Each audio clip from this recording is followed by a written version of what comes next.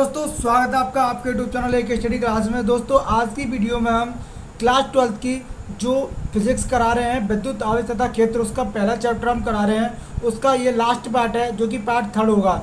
इसके बाद यह चैप्टर आपका थ्योरी बेस कंप्लीट हो जाएगा। दोस्तों, इसके बाद हम इसके न्यूमेरिकल तो हम सभी चैप्टर को थ्योरी बेस ख़त्म करने के बाद कराएंगे चैप्टर वाइज। दोस्तों, ये आज का इम्पोर्टेंट एंड लास्ट पार्ट होगा जो कि आपके चैप्टर का एंड करेगा। दोस्तों, चलिए आज की वीडियो में हम कई सारे टॉपिकों को करने वाले हैं, कवर करने वाले हैं, जो कि आपके लिए बोर्ड एग्जाम 2023 के लिए बहुत ही ज़्यादा महत्वपूर्ण होंगे। दोस्तों, बोर्ड एग्जाम 2023 के लिए चलिए कराते हैं।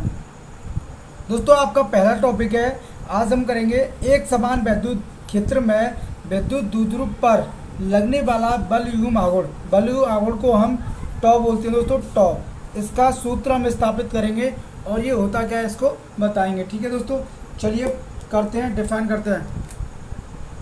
दोस्तों देखिए, ये एक चित्र दिया हुआ है, डायग्राम बना हुआ है, जो कि ये वाली जो लाइनें बनी हुई हैं ये एक समान विद्युत क्षेत्र है। दोस्तों, इसको हम क्या बोलेंगे, एक समान विद्युत क्षेत्र। ठीक है, ये ई है जो कि एक समान विद्युत क्षेत्र है। ठीक है दोस्तों, इधर के साथ सभी विद्युत क्षेत्र चल रहे हैं। दोस्तों, ये वाला जो ए बी है, ए बी ये एक वैद्युत द्विध्रुव है। दोस्तों, ए भी एक वैद्युत द्विध्रुव है जिसकी बीच की दूरी 2l है तथा -q तथा +q आवेश का एक वैद्युत द्विध्रुव एक समान विद्युत क्षेत्र में रखा हुआ है तथा इसकी +q आवेश की क्षेत्रीय दिशा में इस पर जो बल है वह q कार्य कर रहा है तथा इसकी नेगेटिव दिशा में जो एक समान विद्युत क्षेत्र है उसकी विपरीत दिशा में जो बल लग रहा है वह नेगेटिव कार्य कर रहा है। दोस्तों, लेकिन इनका परिमाण क्या है, परिमाण इनका सेम है। दोस्तों, परिमाण सेम रहेगा। ठीक है, चलिए तो इसका सूत्र हम स्थापित करते हैं, किस प्रकार ये होगा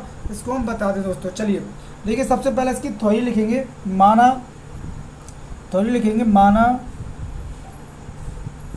माना एक समान विद्युत क्षेत्र में एक समान विद्युत क्षेत्र में एक विद्युत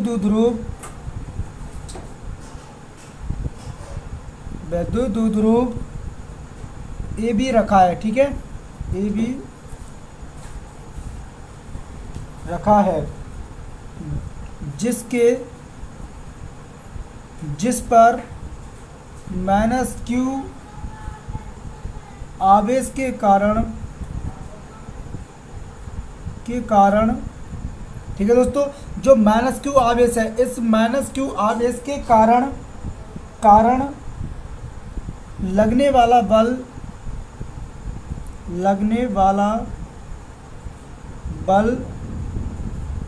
बल होगा F = -q। दोस्तों, इसमें ओनली दो चीज़ कार्य कर रहे हैं, एक तो विद्युत क्षेत्र जो कि एक समान है और दूसरा है इस पर चार्ज। तो हम इसको ही क्या मानेंगे, इसको ही हम दोस्तों बल मानेंगे। ठीक है, तो इस पर जो बल लगेगा -q आवेश के कारण वो बल लगेगा F = -q। ठीक है, ये वाला बल लगेगा तथा +q आवेश के कारण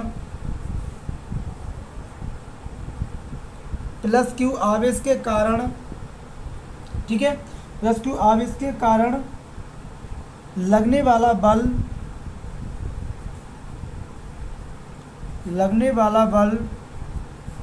F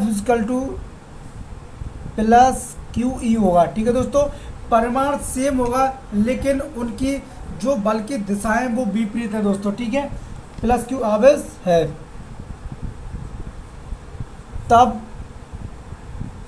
तब दोस्तों क्या होगा, तब विद्युत द्विध्रुव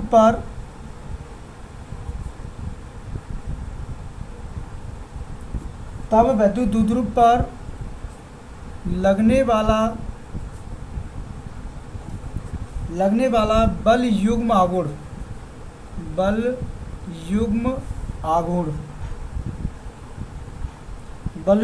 जो कि टॉ होता है। दोस्तों, टॉ, इसको हम ऐसे दिखाते हैं। ठीक है, तब बल युग्म आघूर्ण क्या हो जाएगा,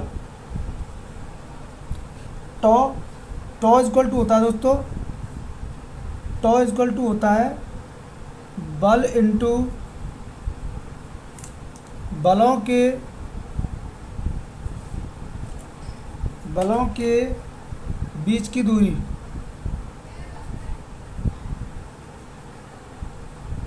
दोस्तों ये एक फॉर्मूला होता है, इसको आपको याद भी रखना दोस्तों, ये फॉर्मूला होता है, ठीक है, इसको आपको याद भी रखना है दोस्तों, ये एक फॉर्मूला होगा आपका, ठीक है।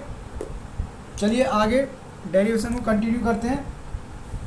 देखिए यहाँ पे जो बल दिया हुआ है वो क्या है, टॉ इक्वल टू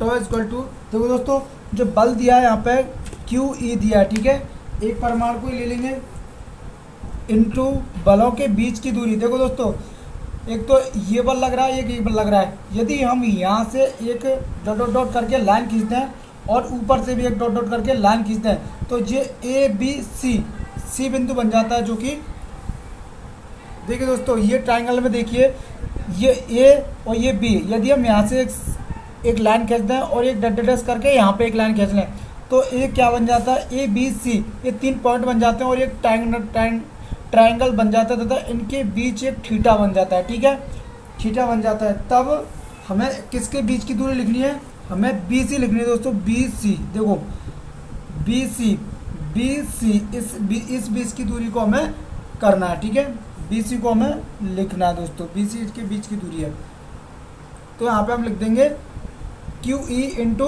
बी सी, ठीक है, जो कि उनके बीच की दूरी हो जाएगी दोस्तों, ठीक है। चलिए देखिए अब यहाँ पे हम क्या करेंगे,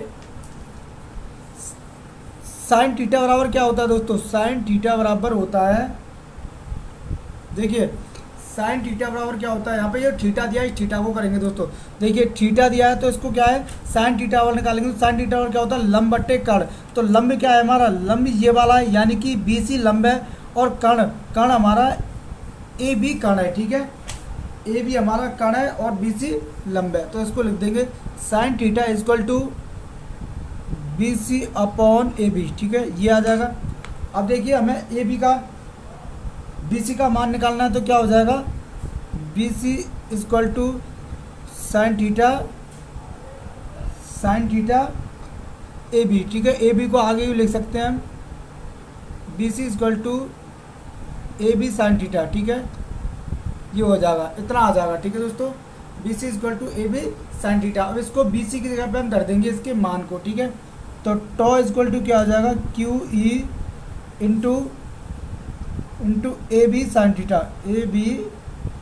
थीटा, जो कि बी सी का मान है, हमने यहाँ पे निकाला दोस्तों, ठीक है, इतना समझ में आया। अब देखिए यहाँ पे ए बी बराबर कितना दिया है, देखिए ए बी का मान कितना दिया है, देखिए ए बी का मान दिया है 2L, यहाँ पे लिखा हुआ है, ठीक है, ए बी का मान कितना है 2L, तो इसको धर देंगे, ठीक है। चलिए tau equal to Q E into A B की जगह 2L साइन थीटा, ठीक है, 2L साइन थीटा। अब देखिए यहाँ से Q into 2L, Q into two L क्या होता है दोस्तों, P equal to Q into 2L, जो कि विद्युत द्विध्रुव आघूर्ण होता है, ठीक है, इसको धर देंगे, तो टॉ इक्वल टू क्या आ जाएगा दोस्तों, 2 तो ऐसे ही रहेगा,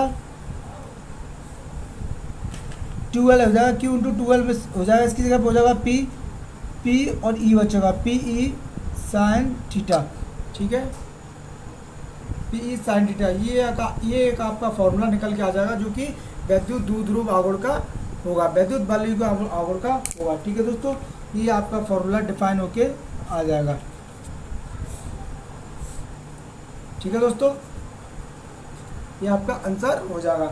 आई होप आपको ये टॉपिक एकदम समझ में आएगा। चलिए नेक्स्ट टॉपिक आपका करते हैं, क्या है इस चैप्टर का दोस्तों, आपका अगला टॉपिक है विद्युत क्षेत्र में विद्युत द्विध्रुव को थीटा कोण से घुमाने में किया गया कार्य। हमें क्या निकालना है, W निकालना है दोस्तों, जो कि विद्युत द्विध्रुव को किसी विद्युत क्षेत्र में थीटा कोण से घुमाने में जो कार्य किया जाता है उसको हमें निकालना है, ज्ञात करना है दोस्तों। तो देखिए यहाँ पे ये समान विद्युत क्षेत्र है, ये वाला एक समान विद्युत क्षेत्र है जो डायग्राम दिया हुआ है, ठीक है, इसमें एक विद्युत द्विध्रुव रखा हुआ है दोस्तों, विद्युत द्विध्रुव ए भी रखा हुआ है, देखिए ये वाला बीच वाला ये एक विद्युत द्विध्रुव है, जो कि -Q तथा +Q आवेश का ए भी एक वैद्युत द्विध्रुव है जिसके बीच की दूरी 2l है। ठीक है दोस्तों, बीच की दूरी 2l है।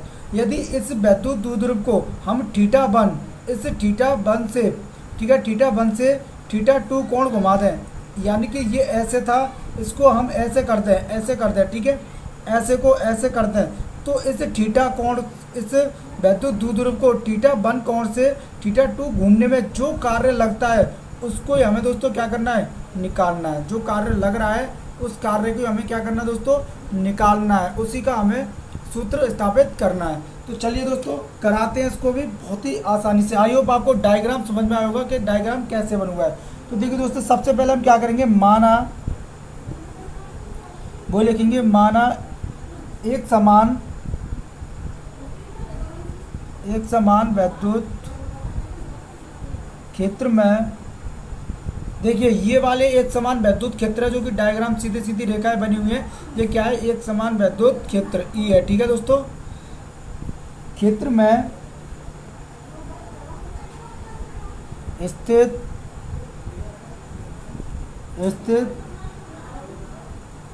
एक वैद्युत द्विध्रुव ए बी है। ठीक है, जिसको उसकी स्थिति θ1 से θ2 घुमाया जाता है।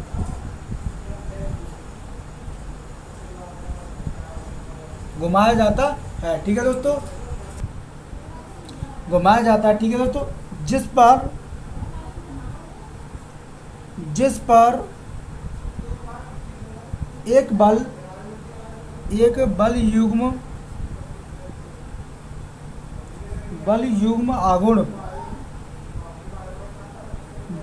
आघूर्ण कार्य करता है। ठीक है, बल युग्म आघूर्ण कार्य करता है, बल युग्म आघूर्ण कार्य करता है। बल युग्म आघूर्ण अभी हमने जस्ट अभी निकाला दोस्तों। बल युग्म आघूर्ण का सूत्र क्या निकल के आया था, वो आया था τ PE sin थीटा। ठीक है, इसको मान लेंगे हम समीकरण नंबर 1 जो कि अभी हमने निकाला दोस्तों। ठीक है, τ PE sin थीटा हो जाएगा। अब देखिए ये वैद्युत द्विध्रुव है। ठीक है, इस वैद्युत द्विध्रुव को क्षेत्र में, ये वैद्युत द्विध्रुव का है, इस वैद्युत द्विध्रुव को क्षेत्र में, इस क्षेत्र में θ1 से θ2 घुमाने में किया गया कार्य ज्ञात करना है। ठीक है, तो अब कैसे लिखेंगे, यहाँ से लिखेंगे स्टेटमेंट। देखिए वैद्युत द्विध्रुव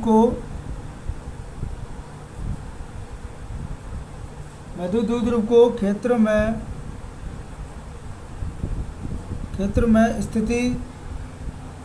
स्थिति θ1 से θ2 घुमाने में किया गया कार्य।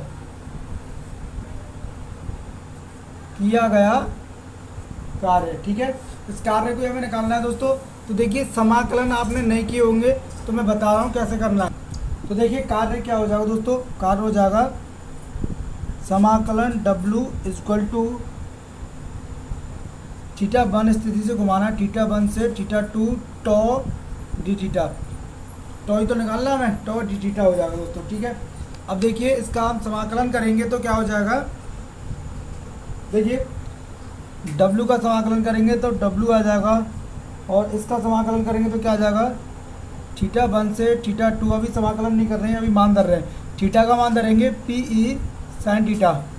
ठीक है, τ का मान क्या है, देखिए τ का मान अभी निकाला है क्वेश्चन नंबर 1 से, समीकरण नंबर 1 से यहाँ लिख देंगे, समीकरण नंबर 1 से। ठीक है, यहाँ लिख दिया समीकरण नंबर 1 से τ का मान धर देंगे PE sin थीटा। ठीक है दोस्तों, चलिए आगे करते हैं।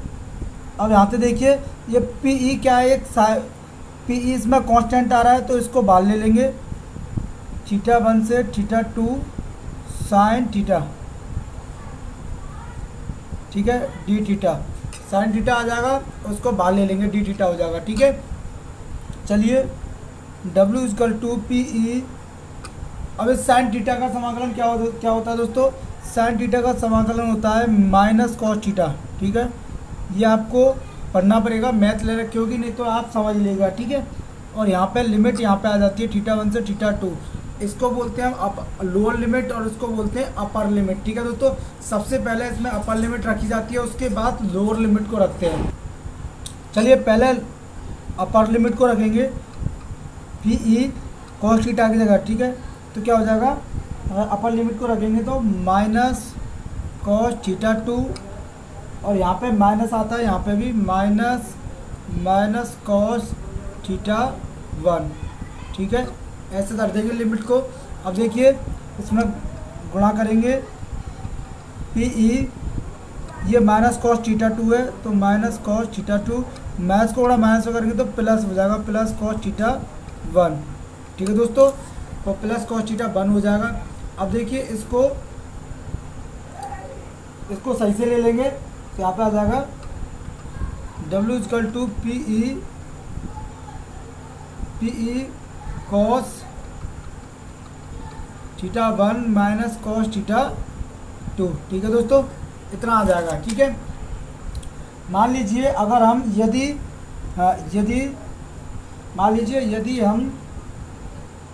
थीटा 1 इजकल टू मान लें हम 0 तथा थीटा 2 इजकल टू मान लें हम थीटा हो, तो हम क्या कर देंगे? W is equal to P E cos theta 0 minus cos theta. ठीक है, देखिए हमने यहाँ पे जो कॉस थीटा 1 था उसकी जगह पर धर लिया हमने 0, और कॉस थीटा 2 था उसकी जगह पर धर दिया हमने थीटा। ठीक है, तो क्या स्थिति बन के आएगी दोस्तों? W is equal to P E cos theta, cos 0 का मान क्या होता है? कॉस 0 का मान होता है दोस्तों 1। ठीक है, कॉस 0 का मान 1 होता है। ठीक है, तो यहाँ पे धर देंगे 1 माइनस कॉस थीटा। तो दोस्तों ये वाला आपका सूत्र आ जाएगा विद्युत द्विध्रुव को विद्युत क्षेत्र में स्थिति थीटा 1 से थीटा 2 तक घुमाने में किया गया कार्य, ये वाला सूत्र हो जाएगा। ठीक है दोस्तों, आई होप आपको अच्छे से समझ में आया होगा कि ये क्या होता है और कैसे इस सूत्र को डेरिवेट करते हैं। बहुत ही मोस्ट इंपॉर्टेंट क्वेश्चन है दोस्तों, आपके 2023 में आने के पूरे चांस हैं। ठीक है, चलिए आगे के टॉपिक अपने करते हैं क्या है दोस्तों। अब है आपकी बहुत ही मोस्ट इंपॉर्टेंट टॉपिक गॉस की प्रमेय, जो कि आपके चैप्टर का लास्ट टॉपिक होता है और इसके एप्लीकेशन ऑफ डेरिवेटिव भी होते हैं। ठीक है, जो कि बोर्ड एग्जाम में हर बार इससे क्वेश्चन पूछा जाता है। ठीक है दोस्तों, चलिए इसको भी बहुत ही अच्छे से बता दें कि गॉस की प्रमेय क्या होती है तथा इसका निगमन भी क्या होता है। ठीक है, चलिए किसी पृष्ठ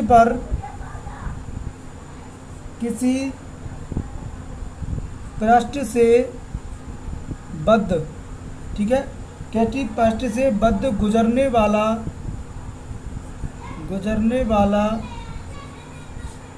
विद्युत फ्लक्स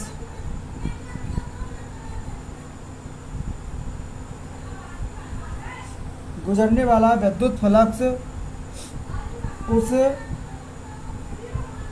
पृष्ठ से बद्ध कुल धारा यानी कि आवेश, कोष्टक में आवेश की मात्रा, ठीक है, कुल धारा यानी कि आवेश की मात्रा का 1/ε0 गुना होता है। इसे हम क्या कहते हैं दोस्तों? गॉस की प्रमेय कहते हैं, जो कि होता है phi E equal to 1/ε0 into Q. ये आपकी गॉस की प्रमेय होती है दोस्तों, गॉस की प्रमेय होती है। ठीक है, बहुत ही मोस्ट इंपॉर्टेंट टॉपिक है गॉस की प्रमेय का। ठीक है, आई होप गॉस की प्रमेय आपको समझ में आएगी क्या होता है। कुछ नहीं होता दोस्तों, किसी पृष्ठ से बद्ध गुजरने वाला विद्युत फ्लक्स उस पृष्ठ से बद्ध कुल धारा यानी कि आवेश की मात्रा का 1/ε0 गुना होता है। विद्युत फ्लक्स किसे कहते हैं दोस्तों? विद्युत फ्लक्स किसी क्षेत्र में, किसी क्षेत्र से न किसी विद्युत क्षेत्र में किसी क्षेत्र से अविलंबवत गुजरने वाली विद्युत बल रेखाओं की संख्या को विद्युत फ्लक्स कहते हैं। ठीक है दोस्तों, विद्युत फ्लक्स कहते हैं। आई होप आपको ये समझ में आएगा। चलिए इसका निगमन बताते हैं। निगमन कैसे करते हैं? मान लीजिए दोस्तों ये एक फिगर है, ठीक है। मान लीजिए दोस्तों ये एक फिगर, एक गॉसियन पृष्ठ है, ठीक है। ये वाला आपका क्या है? गॉसियन पृष्ठ है। इसमें एक बिंदु +q आवेश स्थित है। +q आवेश बिंदु से r दूरी पर एक बिंदु P है, ठीक है। एक बिंदु P है जिस पर हमें क्या निकालना है? जिसमें हमें गॉस की प्रमेय निगमन करनी है, ठीक है। मान लीजिए यहाँ से इसकी जो विद्युत क्षेत्र की जो दिशा है वह थोड़ी हम क्या कर देते हैं? टेढ़ी कर देते दोस्तों, जिससे क्या है कि हम जो यहाँ पे अल्पांश लेंगे, अल्पांश जो dA लेंगे उससे एक थीटा बनेगा, ठीक है। इस थीटा कोण बनेगा जो कि हमें एक निश्चित बिंदु को बताएगा, ठीक है। चलिए इसकी उत्पत्ति के लिए बताते हैं।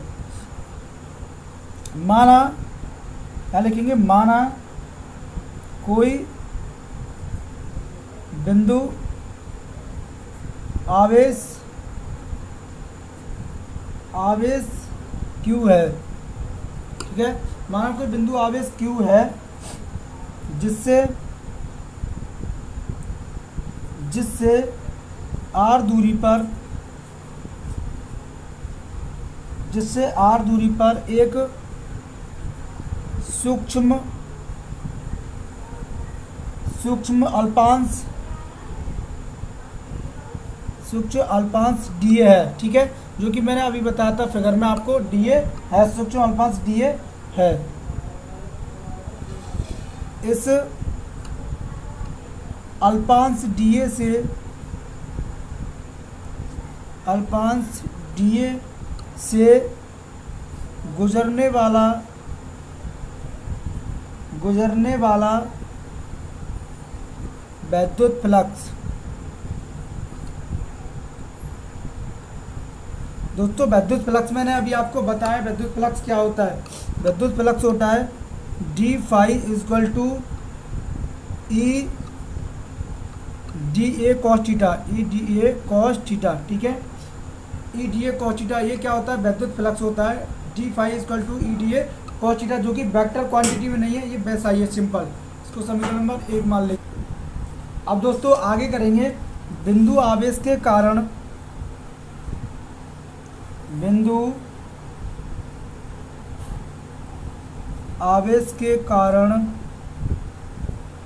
ठीक है। बिंदु आवेश के कारण उत्पन्न विद्युत क्षेत्र, ठीक है। बिंदु आवेश के कारण उत्पन्न विद्युत क्षेत्र की तीव्रता, ठीक है दोस्तों। तो विद्युत क्षेत्र की तीव्रता क्या हो जाएगी? चलिए आगे बताते हैं इसके, ठीक है। तो देखिए आगे, उससे आगे बता रहा हूँ मैं विद्युत क्षेत्र की तीव्रता क्या हो जाएगी।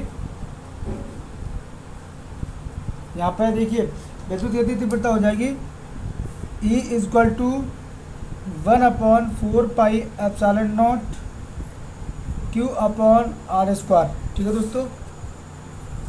Q/r², ये हो जाएगी, ठीक है। इससे आगे विद्युत क्षेत्र की तीव्रता ये हो जाएगी आपकी, ठीक है।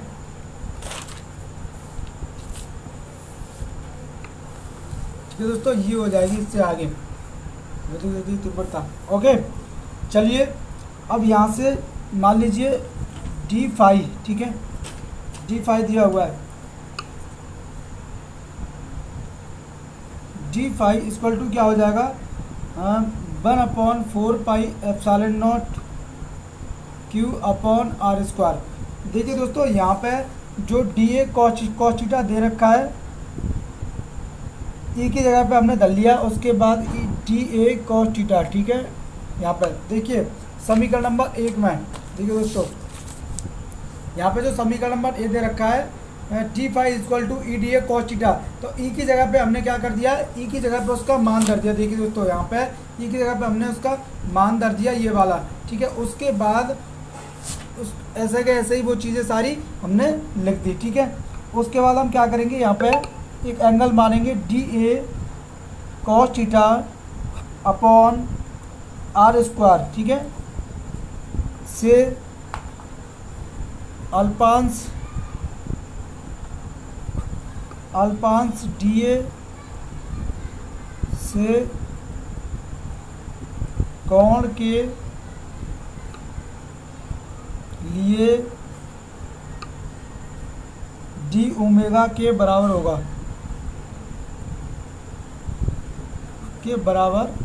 ठीक है दोस्तों। अब जिसमें इसमें जो ये दे रखा है, ये वाला दे रखा है, ये वाली D A cos theta upon R square, ये सब चीज़ किसके बराबर हो जाएगी दोस्तों, डी ओमेगा के बराबर हो जाएगी, ठीक है। उसको हम डी ओमेगा के बराबर लिख देंगे, ठीक है।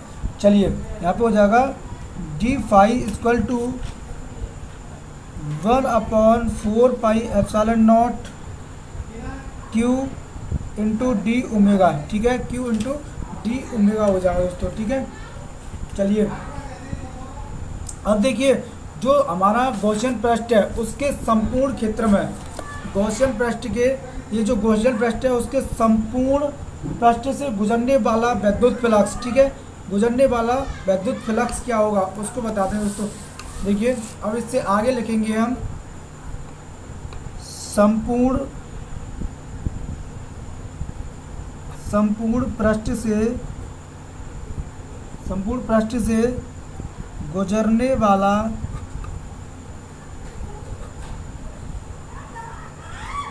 वाला विद्युत फ्लक्स क्या हो जाएगा दोस्तों, phi equal to D phi E, ठीक है, डी फाई ई हो जाएगा, ठीक है, फाई इक्वल टू समाकलन डी फाई ई हो जाएगा दोस्तों, ठीक है। अब देखिए यहाँ पे phi equal to D phi E, ठीक है, तो डी फाई का मान धर देंगे। डी फाई का मान देखिए हमने निकाला है अभी ऊपर, जस्ट डी फाई का मान ये रहा 1/4 क्यू इंटू डी ओमेगा, तो यहाँ पे लिख देंगे 1/4 समाकलन क्यू इंटू डी ओमेगा, ठीक है, डी ओमेगा। चलिए अब इसके लिए क्या हो जाएगा दोस्तों, इसको जो ये वाली चीज़ कांस्टेंट दे रखी है इसको बाहर निकाल लेंगे, तो 1/4 ये वाली चीज़ें कांस्टेंट दे रखी है, इनको बाहर निकालेंगे, ये वाली चीज़ है क्यू और ये वाली चीज़ है 1/4 और क्यू को बाहर निकाल लेंगे, समाकलन में बचेगा डी ओमेगा, ठीक है। और डी ओमेगा के लिए हम क्या होगा, संपूर्ण के लिए 4 पाई, क्योंकि वह गोला है, गोला के लिए जो रेडियन में कोण होता है वह 4 पाई हो जाएगा डी ओमेगा के बराबर, ठीक है।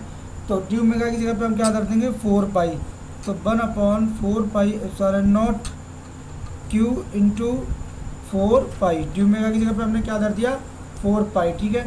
4 से पाई खत्म, 4 से पाई 4 खत्म, तो क्या बचा क्यू अपॉन एप्सिलॉन नॉट बचा, तो 1/एप्सिलॉन नॉट इंटू क्यू, यही हमें सिद्ध करना था, यही हमारी गॉस की पिरमिड होती है दोस्तों, ठीक है।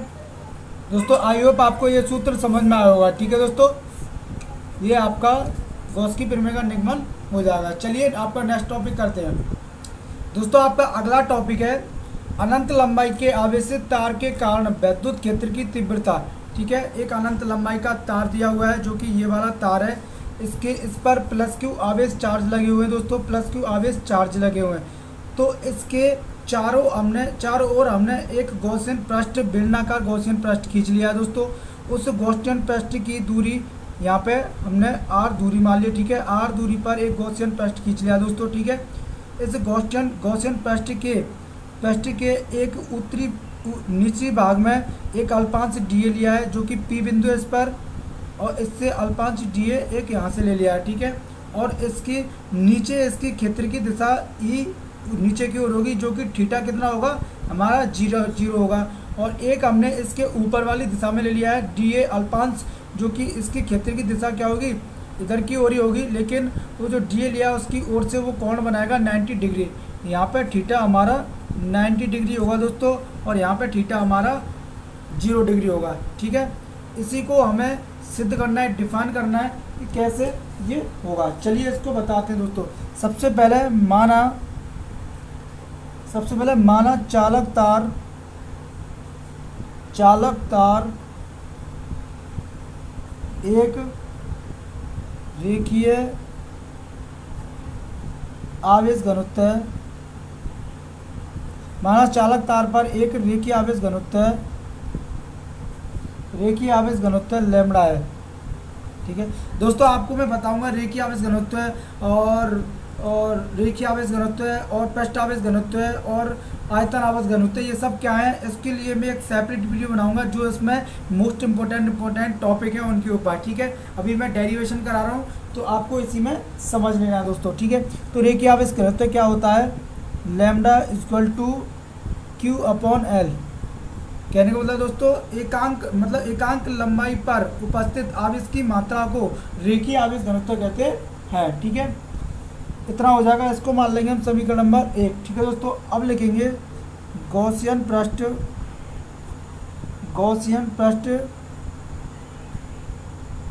के वक्र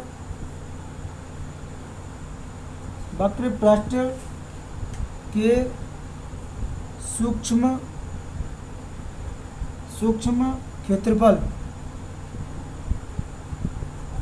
क्षेत्रफल अवयव डीए से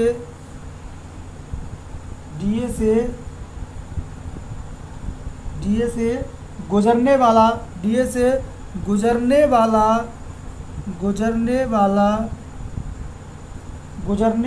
विद्युत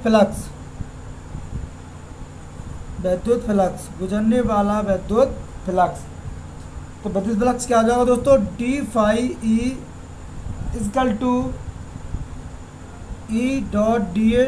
ठीक है, इसको हम वैसे लिखेंगे तो क्या हो जाएगा, E D A cos theta. ठीक है दोस्तों, ई डी ए कॉस थीटा हो जाएगा, ये हो जाएगा आपका ई डी ए कॉस थीटा। ठीक है दोस्तों, इतना आ जाएगा। ठीक है, अब लिखेंगे गॉसियन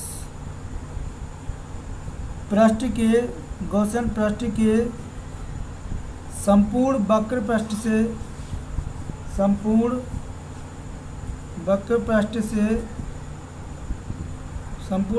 से गुजरने वाला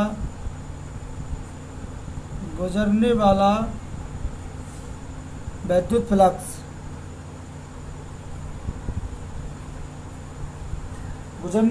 फ्लक्स क्या हो जाएगा दोस्तों, फाई ई समाकलन डी फाई ई। ठीक है, फाई समाकलन डी फाई ई, ये हो जाएगा संपूर्ण गॉसियन पृष्ठ के संपूर्ण वक्र पृष्ठ से गुजरने वाला विद्युत फ्लक्स दोस्तों क्या हो जाएगा, फाई ई इक्वल टू समाकलन डी फाई ई। ठीक है, ये हो जाएगा दोस्तों। अब देखिए हम क्या करेंगे, यहाँ पे फाई ई इक्वल टू समाकलन ई D A.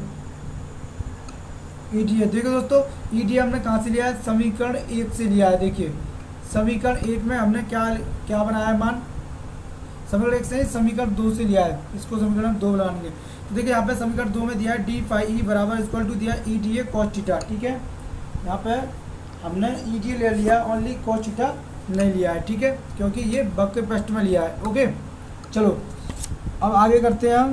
Phi E equal to ई को बाल ले लेंगे और डी ए। दोस्तों बेलन है, तो बेलन का वक्र पृष्ठ क्या होता है दोस्तों, बेलन का वक्र पृष्ठ होता है चूंकि D A equal to 2 pi R L. दोस्तों बेलन का वक्र पृष्ठ 2 पाई आर एल होता है। ठीक है, आपको याद रखना दोस्तों, बेलन का वक्र पृष्ठ 2 पाई आर एल होता है। तो यहाँ पे धर देंगे phi E equal to 2 pi R L, इसको मान लेंगे समीकरण नंबर 3। ठीक है दोस्तों, इसको समीकरण नंबर 3 मान लेंगे। अब लिखेंगे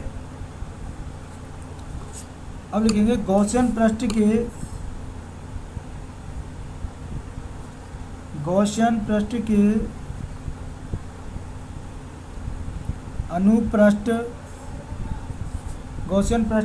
अनुप्रस्थ क्षेत्रफल से गुजरने वाला कुल विद्युत फ्लक्स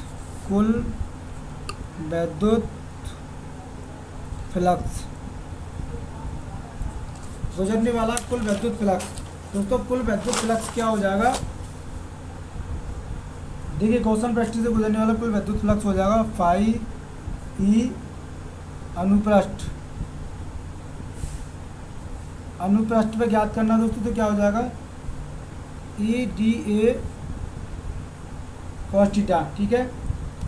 तो क्या हो जाएगा D phi E equal to E D A cos 90 degree, ठीक है। अनुप्रस्थ में कॉस 90 डिग्री होगा। यदि हम कॉस 90 डिग्री रखेंगे तो कॉस 90 डिग्री का मान हमारा कितना होता है दोस्तों, कॉस 90 डिग्री का मान होता है हमारा 0। तो टोटल हमारा कितना आ जाएगा डी फाई ई कितना आ जाएगा 0, ठीक है दोस्तों। अनुप्रस्थ पे हमारा 0 आ जाएगा, जिसको मान लेंगे हम समीकरण नंबर 4, ठीक है। समीकरण नंबर 4 मान लेंगे। अब यहाँ पे लिखेंगे संपूर्ण पृष्ठ से गुजरने वाला कुल विद्युत फ्लक्स, ठीक है, कुल विद्युत फ्लक्स, ठीक है। कुल विद्युत फ्लक्स क्या हो जाएगा दोस्तों, फाई इक्वल टू फाई वक्र पृष्ठ, ठीक है, फाई वक्र पृष्ठ प्लस फाई अनुप्रस्थ। दोस्तों हमारा जो वो दिया हुआ है हमारा ये फिगर, इसके हमें दो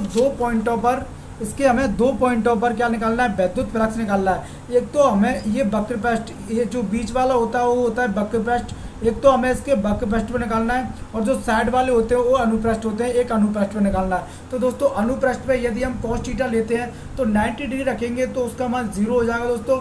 और यदि हम अनुप्रस्थ में दोस्तों अनुप्रस्थ में यदि हम 0 डिग्री लेते हैं तो cos थीटा में 0 का मान होता है 1, तो इसका मान निकल के कुछ ज़रूर आएगा। तो दोस्तों हम इसी को सेपरेट करके अभी बता रहे हैं आपको, आप देखते रहिए, ठीक है, समझ में आ रहा होगा। तो देखिए दोस्तों यहाँ पे इतना करने के बाद क्या करना है, हमें इन दोनों के मान दर देने, ठीक है। तो देखिए यहाँ पे हमने वक्र पृष्ठ का मान निकालना है। वक्र पृष्ठ का मान कितना आया था, तो दिखा रहा हूँ तुम्हें। वक्र पृष्ठ आया था हमारा, देखिए जरा,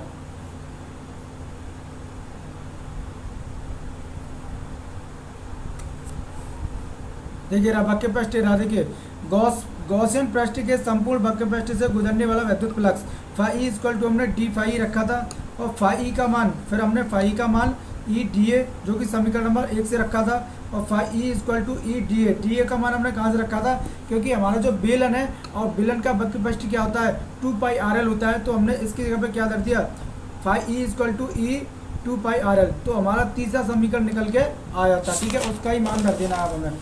तो क्या मान आया था वो दोस्तों, E equal to 2 pi R L plus phi अनुप्रस्थ पे हमारा कितना आया था दोस्तों 0, जो कि अभी आया, देखो ये अनुप्रस्थ, फाई अनुप्रस्थ पे हमारा कितना आया, धरने पर 0 आया दोस्तों, 0, ठीक है, 0 का मान दर दिया हमने। अब देखिए यहाँ से क्या हो जाएगा, हमें गॉस की प्रमेय लगानी है। गॉस की प्रमेय, जब गॉस के अनुप्रयोग चल रहे हैं तो गॉस की प्रमेय तो लगाएंगे। गॉस की प्रमेय से क्या हो जाएगा, phi equal to Q upon epsilon naught, ठीक है। फाई की जगह मान दर दो, फाई का मान कितना आया, देखो ये रहा, फाई का मान आया है E 2 pi R L equal to Q upon epsilon naught, ठीक है, equal to Q upon epsilon naught. यहाँ से इसको नीचे पहुँचा दो, तो Q upon 2 pi R L और एप्सिलॉन नॉट, ठीक है, एप्सिलॉन नॉट हो जाएगा। और यहाँ से देखिए जो कि क्यू अपॉन एल दिया है, तो लेमडा इक्वल टू क्या होता है क्यू अपॉन एल, ठीक है, क्यू अपॉन एल। तो यहाँ पे इसको गुणा कर देंगे तो क्यू बराबर क्या आ जाएगा, लेमडा इंटू एल, ठीक है। क्यू की जगह पे क्या रखना है हमें, लेमडा इंटू एल, ठीक है। तो देखिए यहाँ से क्या हो जाएगा, लेमडा एल अपॉन नीचे हमारे क्या बचेगा दोस्तों, नीचे बचेगा हमारे